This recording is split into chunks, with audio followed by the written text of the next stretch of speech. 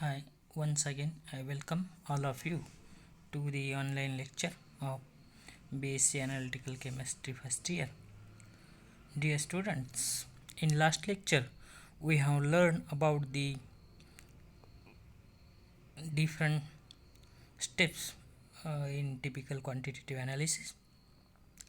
In this lecture we are going to learn about the types of analysis, complete analysis, partial analysis and assay of ingredients, as well as the analytical chemist and chemical analyst. So let's start with the types of analysis. So the type of analysis, the chemical analysis can also be classified as a proximate, partial, complete analysis. So proximate analysis is the chemical analysis in which the amount of the each element of each sample determined with no concern as the total actual compounds present.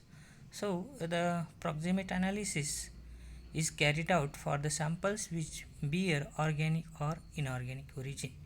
So the chemical analysis in which the amount of each element of each sample determined. So each element from the each sample is determined. So such type of the analysis is known as a proximate analysis. Proximate analysis is carried out for the samples which bear organic or inorganic origin.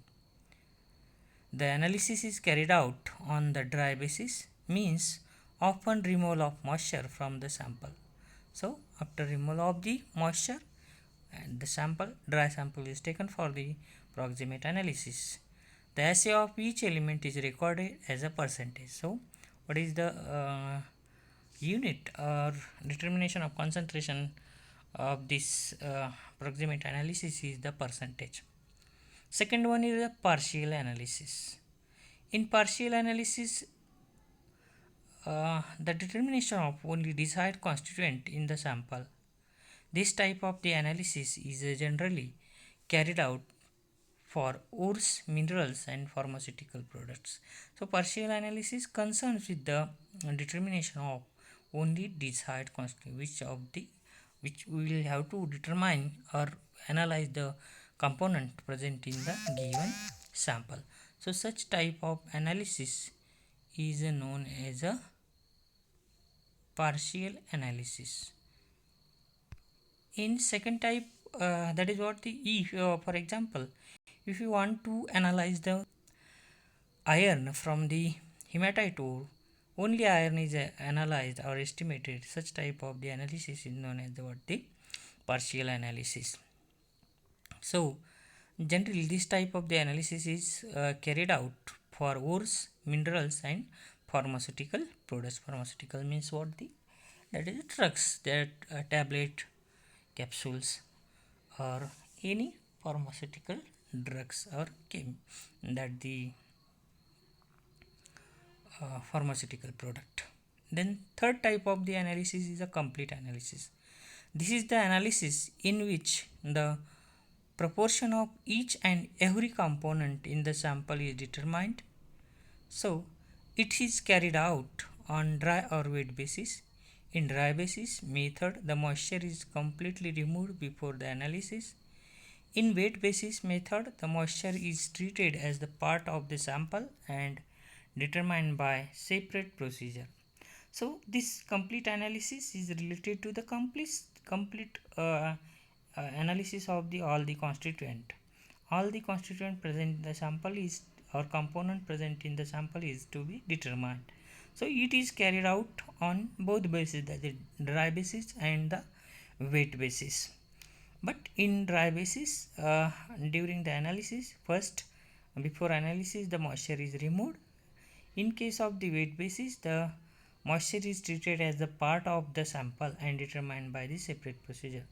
So proximate analysis is a process of analysis in which the percent assay of different element is first determined and then it's followed by analysis for the each constituent in the sample. So in case of proximate analysis, what firstly the percentage assay of each component is determined and after that the each component of the sample is to be what analyzed.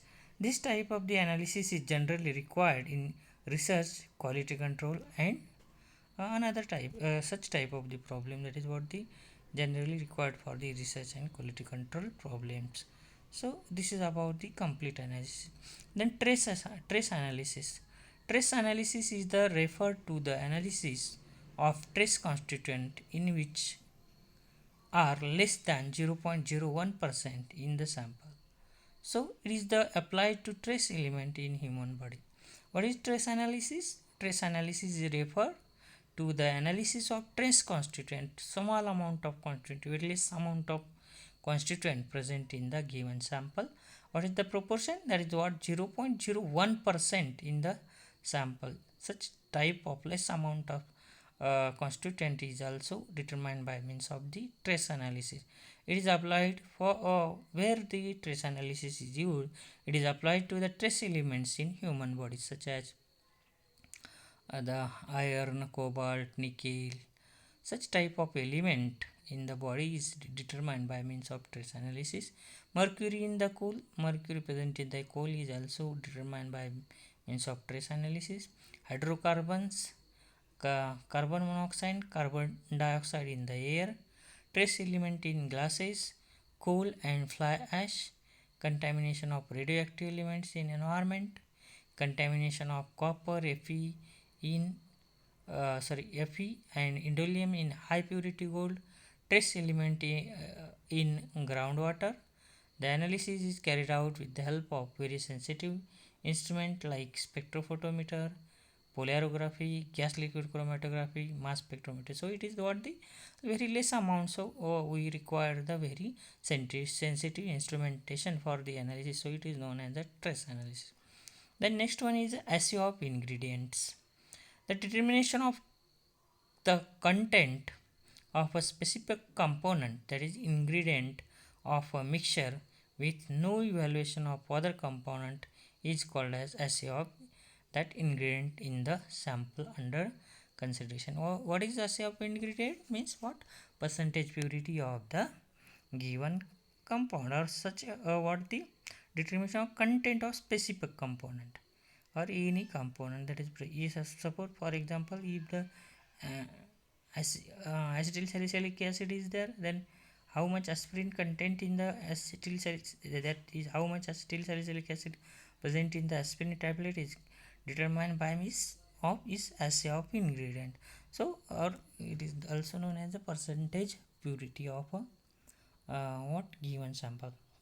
So determination of a content of specific component of a mixture with no evaluation of other component is called as the assay of that ingredient in the sample under consideration. So determination of assay carried out in the ore analysis or various metals. So this assay of the ingredient is applicable to the analysis of ore as well as the what various metal. The assay determination is also carried out on pharmaceutical products to validate the amount of drug present in the given unit. So it is also, as I have already told, that the analysis of aspirin tablet, the amount of acetyl salicylic acid present in aspirin tablet is carried out by this method. So the this in the pharmaceutical analysis also, this is validate the amount of drug present in the given unit by means of assay of ingredient. The assay of ingredient is expressed in terms of fraction or percentage. So what is the unit? It is fraction or percentage. So this is about the assay of ingredient. And thus final topic of the this chapter, first chapter, is the analytical chemist and the analyst.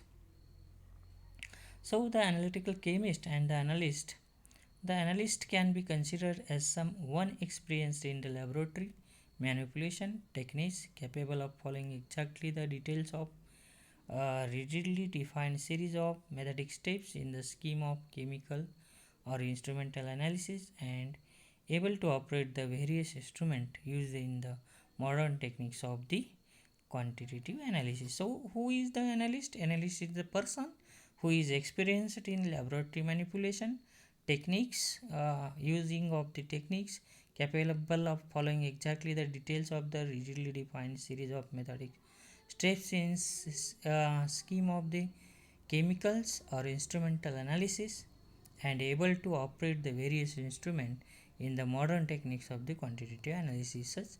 Such a experienced personnel is known as the analyst.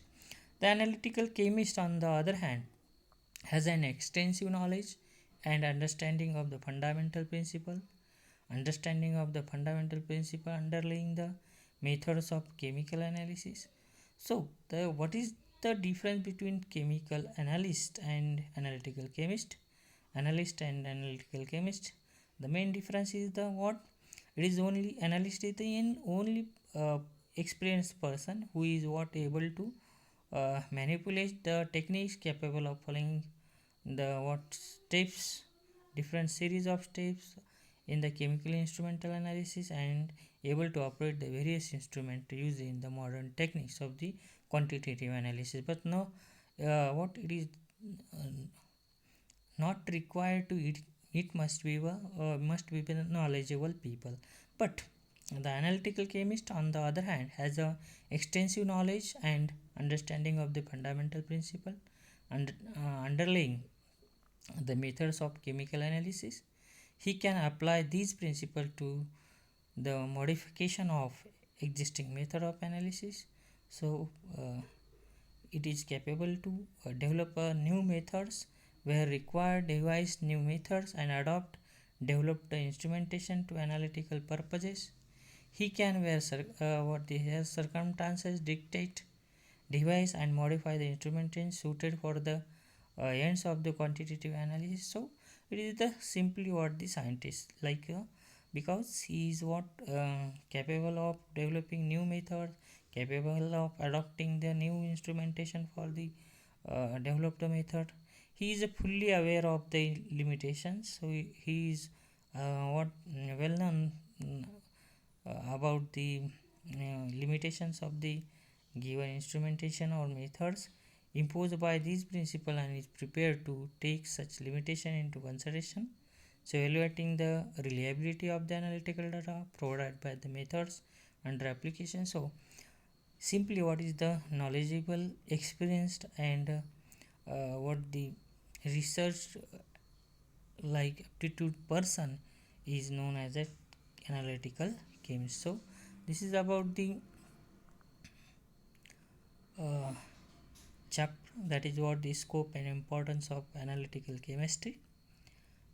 This is the first paper of analytical chemistry, that is the general concept of analytical chemistry.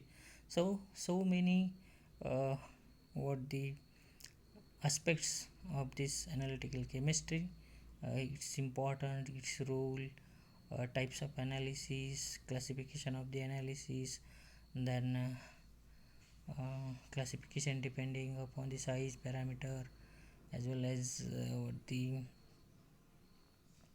assay of ingredient, proximate analysis, complete analysis. So all these are the different types of analysis, and this is what the end of this chapter. If you have any queries related to this chapter, please comment in the comment box and I will try to answer. So thank you, thanks a lot.